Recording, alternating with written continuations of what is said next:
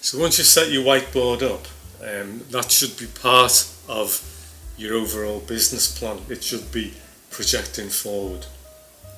So when we had originally the whiteboard in the back, when we had the office here, it was a list of buy, under renovation, rent, put a tenant in, look for the next property. So all that is on your whiteboard, and it's essential to do that. So if you apply that to, say, you're selling your widgets, then what you have to do is make a decision as to how many widgets you're going to sell per year. So let's say, for instance, to make a profit in your business, you have to sell 200 widgets a year. So you divide that number by 12. So that gives you how many you have to sell every month. Then when you know the monthly figure, you divide it by 4. So you know how many you have to sell every week. It's at 4.3 it is, but anyway. Then when you've got the weekly figure, you divide it by 5, 6, depending how many days you're going to work. You're going to do a 6-day week, then you get the figure that you've got to sell every day. So you've gone back from 200 widgets, divided it back, you need to sell whatever the figure is. Let's say you need to sell 2 a day. Okay? So in old-fashioned terms, to sell 2 every day, you've then got to work out how many phone calls you've got to make every day to get to the point where 2 people will buy off you. So let's say, for instance, it takes 20 phone calls to sell 2 widgets, because out of the 20 phone calls, 5 will take an appointment, 2 will buy. So you now know, unless you make those 20 phone calls every day, you're not going to sell 200 widgets by the end of the year. Now, if we bring that into modern terms, then that would be Facebook posts. Yes. So if you don't do a post, if you don't interact, if you don't, Yeah. you're not getting a But response also, back. do you know how many posts per day you need to do? Unless you have worked back from the 200 widgets, 20 posts, 5 people respond, 2 will buy. So you do whatever the figure is, 20 of it every day. What if you don't actually sell those 2 things that day? Then you've got to do double the amount the next day. Right. See, so it follows on. Now we always, obviously, in the old sales game, it was phone calls then, because there was no such thing as the internet.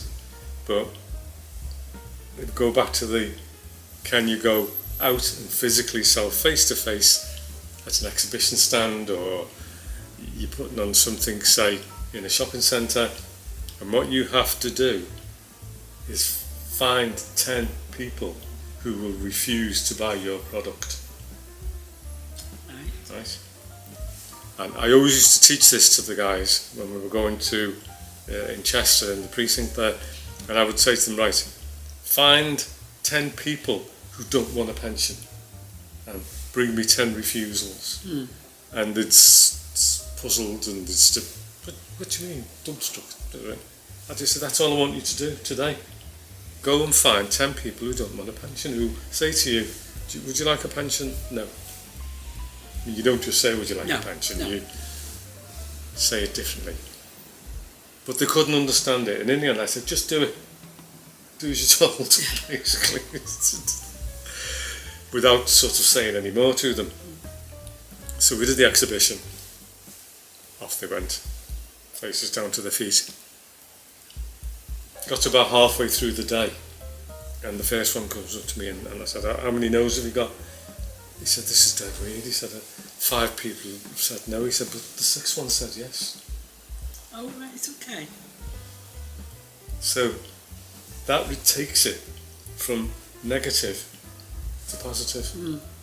So if you do those 50 people, say, and you ask for 50 no's, it comes down, it'll get down to 5 no's, and in the end 2 of them will say yes. Right. So you're not looking for repeated, you made up and you get 10 no's.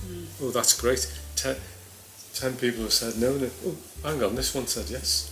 Yeah. So it makes you not frightened to approach them. Yes. Because you think they're going to say no. Yeah. And in the end, it was a highly successful exhibition because they all came back with sales. Right. Now, if you don't make those approaches, or you don't make those posts on Facebook, or those things on eBay, or put 2 things on eBay a day, or put 10 things, you must do the volume initially. Yes. It gets easier as you go along because some of the people you've previously sold to will come back and buy again. So they're not part of the 20 phone calls. They just will repeat. Yeah. Some of them will buy twice as much, and so on. So gradually that gets easier, and you refine your methods, and then. So here's a question then. Say if you've had a very good day at a fair, at an event, sales-wise, does that mean the next day you can take the foot off the brake a little bit? It means exactly the opposite. Right. There was a very few dance school chains in the UK. I don't think there's any, but there used to be one years and years ago, and I think it was Manchester based. Had about 3 or 4 schools, and you always knew when they had a successful week because they would advertise that week. Right. So when they were busy, they didn't take the foot off the brake. They put it on the accelerator. Would you have to be careful of burnout, of doing too much then? Not really, no, because then if you redo it, that success breeds on success. If you advertise when you're busy and more people come the following week when you're busy, they've had a fabulous night because it was packed, it was bustling. Advertise when you're empty and they come the following week, there's hardly anybody there. Yeah. So No, I'm just going back to what you said about making 2 sales per day. Say for some reason you've had 10 sales in one day. Can you sit back and go, oh, I've had 10 sales, I don't need to do anything tomorrow? no, because you might Just- not get any the next day. That might be your sales for the week. You might get another 4 days with no sales. Yeah. So if you sit back, then by the end of the week, you'll have only just hit your target. Yeah. And if the beginning of the following week you don't make any, then you're thinking, have I got to double up again? Yeah. It's about keeping that enthusiasm up to All the do time. that. It's about being repetitive. Being repetitive all Yeah. the time. Selling is very, very simple. It's just purely a method. You get it set down, you do that same thing every day, as boring as it is. Yeah. And you just literally plod until you may reach a point with your business where you expand. You're then running the people who are making the sales, and you're creating more. It's selling for me was probably the easiest thing I've ever done. People pay you for talking, you know. Right. It's fabulous, but a lot of people do have difficulty making sales.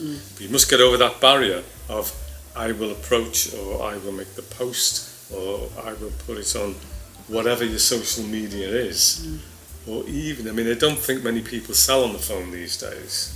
And of course, if you are on the phone, the biggest mistake, or the chat bots, or the bit bots, or whatever they're called, is the first words out of your mouth. How are you today? As soon as somebody says that to me, I almost go, Right. mind your own business. Yeah. Worst thing you can do, because you know you're speaking to somebody who's been trained to say that. They're not interested in who you are. No. So keep it natural on the phone, keep it natural on the social media, keep it natural on the messages and on your videos. Bing bong.